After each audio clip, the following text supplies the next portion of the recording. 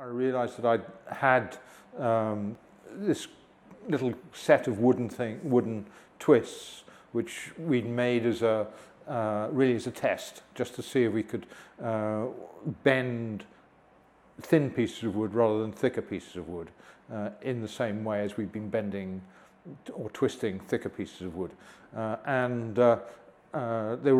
had two, one smaller and one bigger, a bit like kind of just racks with 5 in each of these twisted pieces in. And when we'd done them, I always thought they were really just great objects.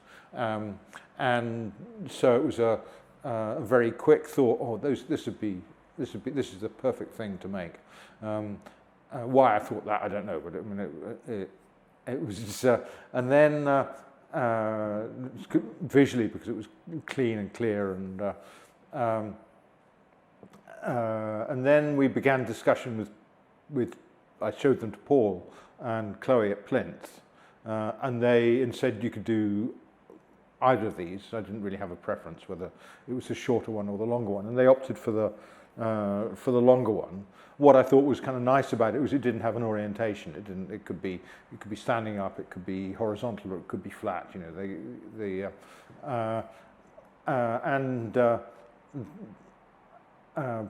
Paul and Chloe were interested. We showed them to Jonathan, and he sort of said, "Yeah, go ahead. This is great."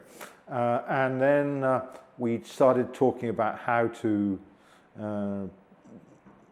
produce them, but then we talked about it a bit more with Paul and with Kit Grover, who produced it, and he suggested doing it in as a casting the pieces in concrete, which surprised me.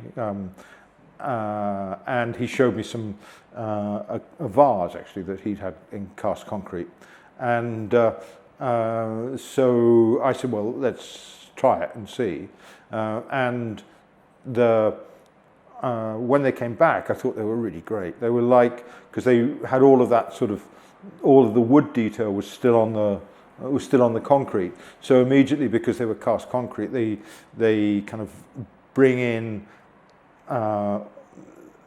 South Back Centre, or those kind of brutalist architecture with the concrete shuttering and the wood grain on it. And since they're just pulling down this library in Birmingham, it kind of seemed like which was a kind of an interesting piece of brutalist architecture. It all seemed to fit very well.